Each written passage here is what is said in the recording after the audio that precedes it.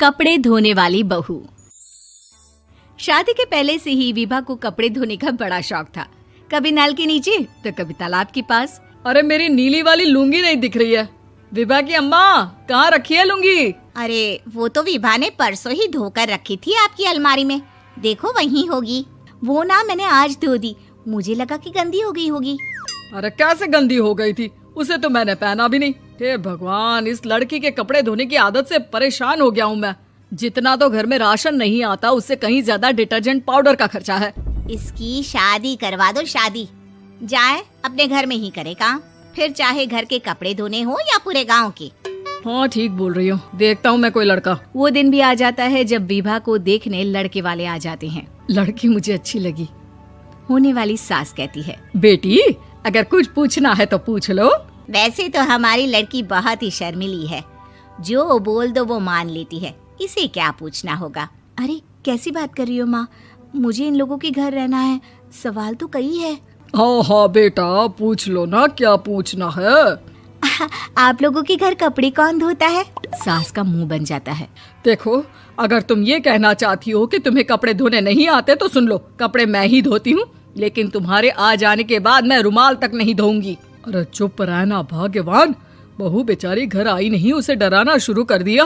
वो क्या है ना बिटिया, अभी तक तो ये कल्लू की माँ ही धोती थी, लेकिन अब तुम्हारे पापा तो दहेज में वॉशिंग मशीन देंगे ही।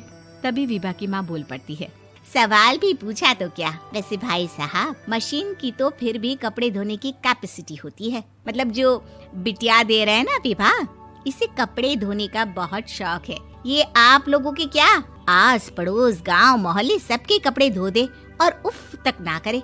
बाहर देखा नहीं आपने कितने कपड़े सूख रहे हैं?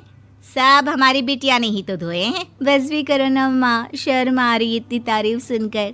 और तो और एक दाग निकाल कर दिखाओ तो मान जाऊं। हाँ अच्छा, माफ करना बेटा, मैंने गलत समझा।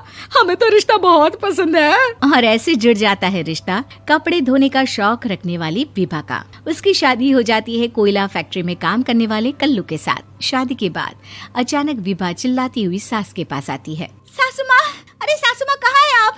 ये तो धोखा है, धोखा दिया आप लोगों ने मुझे।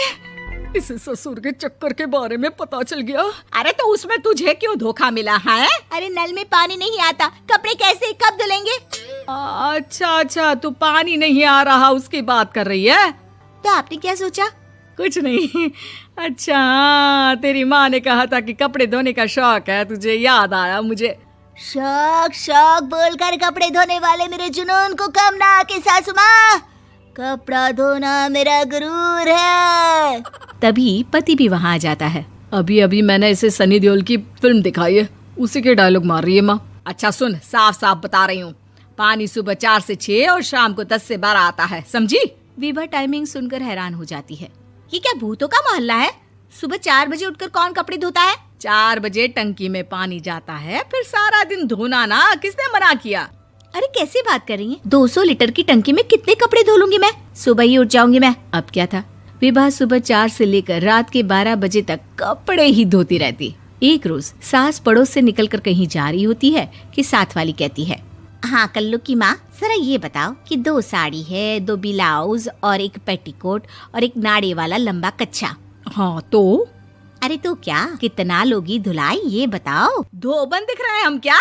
हमारे पति सरकारी नौकरी से अभी रिटायर हुए हैं और बेटा सुपरवाइजर है कोयला फैक्ट्री में। धोबन समझ रखा है हमें? हाय रे कल्लू की अम्मा, माफ कर दो, वो तो मोहल्ले में यही सब बता रहे थे कि तुमने बहू को कपड़ा धुलवाने के काम में लगा दिया है। सास को पड़ोसन की बात सुनकर गुस्सा आ जाता है। वो घर पहुंचती है जहां घर के बाहर ही इतने सारे कपड़े सूख रहे होते हैं जितने कि किसी धोबन के घर पर। अरे ओ कल्लू की दुल्हन, बाहर निकल।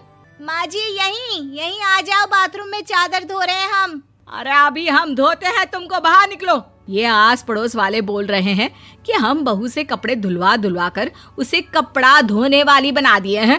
अरे छोड़ो ना माँ जी, किन लोगों की बातों में आती हो?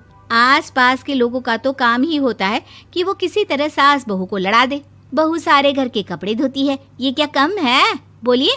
सास को भी लग जाता है कि वो बहू का ये सनकीपन नहीं छुड़वा सकती, इससे अच्छा है कि खुद ही चुप हो जाए। एक रोज सास और बहू मंदिर जाते हैं, जहाँ सास की साड़ी वहाँ खड़ी भीख मांगने वाली से मिलती है। माँ जी क्या बात है, आपकी साड़ी उस भिखारन से कितनी मिल रही है ना? हाँ हाँ देखो तो, दोनों की साड़ी मिल रही है। क्या बात है कल्लू की अम्मा, तुम खुद को तो अफसर की बीवी बताती हो और ऐसी सिंपल सी प्लेन साड़ी पहनकर घूमती हो। सिंपल और प्लेन नहीं है ये साड़ी। तो क्या सोने के धागे से फूल बने हैं? कुछ भी सासू माँ, कुछ भी। हाँ बने थे इस साड़ी में सोने के धागे से फूल। मेरे पति लेकर आए थे मद्रास से स्पेशली मेरे लिए 10,000 की। ताहे भाई साहब इस भिखारन के लिए भी सेम टू सेम साड़ी लेकर आए होंगे 10,000 की। सास उस वक्त तो कुछ नहीं कहती, लेकिन बहू के साथ घर आती है और अलमारी से एल्बम निकाल कर लाती है। ये साड़ी देख रही है, ये वही साड़ी है जिसे मैंने अभी पहना था। इस साड़ी में ये जो चमकदार फूल दिख रहे हैं ना, ये सोने के धागों से काढ़े गए हैं। लेकिन तू लोकल वॉशिंग मशीन ब्रश से घिस घिस कर सारे फूलों को निकाल कर साड़ी प्लेन कर दी। मुझे माफ कर दीजिए सासू माँ। और तो और, जब मैंने तुझे तेरी गलती के लिए कुछ नहीं कहा, लेकिन तूने तो सबके सामने मेरा मजाक ही बना दिया। क्यों? बहू को समझ में आ जाता है कि अब से उसका कपड़े धोना बंद।